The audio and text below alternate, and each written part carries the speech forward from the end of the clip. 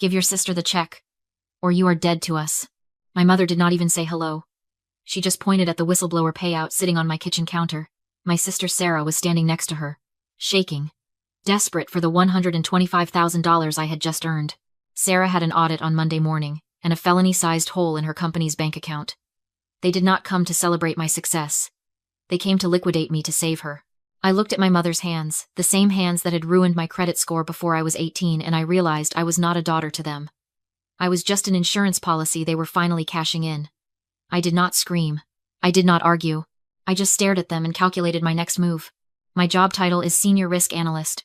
That means companies pay me 6 figures a year to look at a disaster waiting to happen and tell them exactly when the structure will collapse. I look for cracks in the foundation. I look for liabilities that people try to hide in the fine print. And sitting there in my living room, looking at my parents and my sister, I realized I had been ignoring the biggest liability in my own life for 29 years. To understand why I did not just throw them out immediately, you have to understand the biology of my family. I call it the parasitic symbiosis theory. In nature, some organisms cannot survive on their own. They need a host. In our house, Sarah was the host, the beautiful, shining face that the world was supposed to see. She was the one who was going to be famous. The one who was going to marry rich. The one who was going to put our last name on a billboard. My parents? They were the immune system, constantly fighting off anything that might make Sarah uncomfortable. And me? I was the liver. My only purpose was to filter out the toxins so the rest of the body did not get sick. I was designed to absorb the poison so Sarah could stay pretty. They did not see themselves as evil. That is the terrifying part. They genuinely believed that sacrificing me to save her was a biological necessity. It was not cruelty to them. It was survival. I remembered the exact moment I understood this, even if I did not have the words for it back then. It was 11 years ago. I was 18. I had just come home from checking the mail, my hands trembling because I was holding a thick envelope from an Ivy League university. I had opened it on the porch. I got in. Not only did I get in, but I had secured a partial scholarship. It was the proudest moment of my life. I walked into the kitchen, beaming, ready to share the news. But before I could speak, I saw a cake on the table. It said, "Congratulations, Sarah," in bright pink icing. Sarah had just been accepted into a local modeling academy, a 6-week course that cost more than a year of my tuition. My father took the envelope from my hand. He did not smile. He did not hug me. He read the acceptance letter, sighed, and set it down next to the dirty dishes. He told me that we had to be realistic. He said they could not afford to send me halfway across the country, even with the scholarship. He said the family resources had to go where the highest return on investment was. 2 days later, there was a brand new BMW convertible in the driveway. It was pearl white with tan leather seats. My mother told me it was necessary for Sarah's image. She said Sarah could not show up to auditions in a beat-up sedan because appearances mattered. That car cost $45,000. That was my college fund. That was the money I had earned working summers since I was 14, mixed with the savings my grandmother had left for my education. They liquidated my future to buy Sarah a prop. I did not go to the Ivy League. I went to a state school 40 minutes away. I worked the night shift at a warehouse, loading trucks until my back felt like it was made of broken glass, just to pay for my textbooks. I graduated with honors, debt, and a spine made of steel. Sarah crashed the BMW 3 months later. She walked away without a scratch. And my father just bought her another one. They broke me back then. They taught me that my dreams were convertible currency for Sarah's whims. But looking at them now, 10 years later, I realized something had changed. The liver was tired of filtering the poison. Sarah was not a rising star anymore. She was a 32-year-old fraud with a failing startup and a felony hanging over her head. And I was not the 18-year-old girl crying over a rejection letter. I was the person who knew where the bodies were buried, because I was the one who had been forced to dig the graves. Sarah wiped a tear from her cheek, a perfect, practiced motion. She told me she just needed a bridge loan. She promised she would pay me back after her next round of funding. It was a lie. I knew it was a lie, because I had pulled her credit report an hour before they arrived. She was maxed out. She was drowning. And she wanted to stand on my head to breathe. I looked at my father. He was tapping his foot, impatient, waiting for me to do my job and filter this problem away. He thought he was looking at the same daughter he had bullied for 3 decades. He did not realize he was looking at a risk analyst who had just decided to liquidate the liability. I let my shoulders slump. It was a calculated physical collapse, the exact posture of the defeated daughter they were used to seeing. I put my head in my hands and let out a shaky breath. I needed them to believe I was breaking, not plotting. "Okay," I whispered. "Okay. I will do it. I cannot let you go to prison, Sarah. The tension in the room snapped like a cut wire. My mother let out a long sigh, practically deflating with relief. My father leaned back, his face relaxing into that smug expression of a man who had successfully disciplined an unruly employee. Sarah stopped pacing and looked at me with wet, grateful eyes. But we have a problem, I said, my voice rising in panic. I stood up and grabbed my laptop. I cannot just wire $125,000 to your personal account. The IRS algorithms will flag a transfer that size immediately. If they freeze my accounts for a review, the money will not get to you by Monday. You will miss the audit deadline. Sarah's face went pale again. I can fix it, I said, typing furiously. But we have to document it correctly. If I send this as a personal loan, federal law requires me to charge you a minimum interest rate. If I do not, the IRS counts it as a gift, and we both get hit with a 40% gift tax. That is $50,000 gone. My father stood up. We are not paying $50,000 in taxes. Figure it out. There is one loophole, I said, turning the screen slightly away from them so they could not see my hands shaking not from fear, but from adrenaline. If we classify this payment as third-party restitution, it is tax-exempt. Basically, I am not loaning you money. I am covering a debt you owe to your company to correct an accounting error. I looked at Sarah. But for that to work, you have to admit the error in writing. You have to verify that the withdrawal from your company was, let us call it, inadvertent. If you sign a statement saying you took the money by mistake and this is a correction, the IRS treats it as a non-event. No tax, no interest. It was the oldest trick in the risk analyst handbook. Appeal to a criminal's greed, and they will ignore their survival instinct. Sarah did not see a confession. She saw a way to save money. I opened DocuSign. I drafted a simple, one-page affidavit. It looked boring. It looked like standard tax compliance paperwork. But in the center of the page, under the section labeled Reason for Disbursement, I left a blank text box. I emailed the link to her phone. Okay, I said. Just fill in the reason field. Make sure you use the words inadvertent withdrawal, so it looks like an accident, not theft. Then sign it. Sarah's phone pinged. She opened the email. She did not hesitate. She did not call a lawyer. She tapped the screen, her thumbs flying over the keyboard. She was so focused on avoiding the tax bill that she did not realize what she was actually doing. She typed, repayment of inadvertent withdrawal from company funds to avoid audit discrepancy. She pressed sign. A moment later, my laptop chimed. Document completed. I opened the PDF. There it was. Her digital signature. Time-stamped, IP tracked, and legally binding under penalty of perjury. She had just confessed to felony embezzlement. She had admitted she took the money, admitted it was company funds, and admitted she was trying to cover it up. It is done, Sarah said, looking up at me. Now transfer the money. I need an hour for the funds to clear the holding account, I lied. Go home, get some sleep. I will wire it first thing in the morning. They left 5 minutes later. My mother hugged me on the way out, whispering that I was a good girl. They walked out into the rain, convinced they had won. I locked the door, slid the deadbolt home, and looked at the PDF on my screen. I did not send the money. I saved the file to 3 different cloud servers. I had the bait. Now I needed to close the trap. I sat in the glow of my laptop screen, the adrenaline from the DocuSign trap slowly fading into a cold, hard focus. I had the confession. Now I needed to see the full extent of the damage. I logged into the credit bureaus. I usually checked my score once a year, but I had never looked at the detailed authorized user history. I scrolled past my student loans, past my car payments, and then I stopped. There they were. 3 credit cards I had never touched. One opened when I was 19, another at 22, the last one just 6 months ago. The total balance was $45,000. My parents had not just stolen my college fund. They had been wearing my credit score like a stolen coat for a decade. They had added themselves as authorized users to accounts under my name, intercepted the mail, and lived a lifestyle they could not afford on my future. Every vacation, every nice dinner, every gift they gave Sarah, I had paid for it. They were not just parasites. They were identity thieves. I printed the statements. I added them to the file.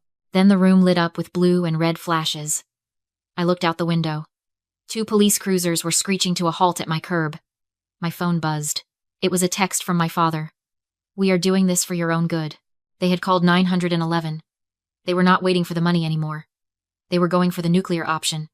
An involuntary psychiatric hold. If they could get the police to drag me out of my house in handcuffs, screaming and crying, they could file for emergency conservatorship by morning. They could seize my accounts to manage my assets while I was locked away.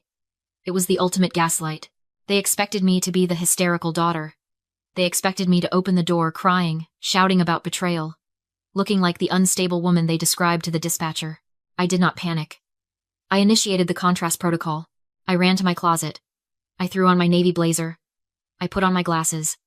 I put on my professional headset.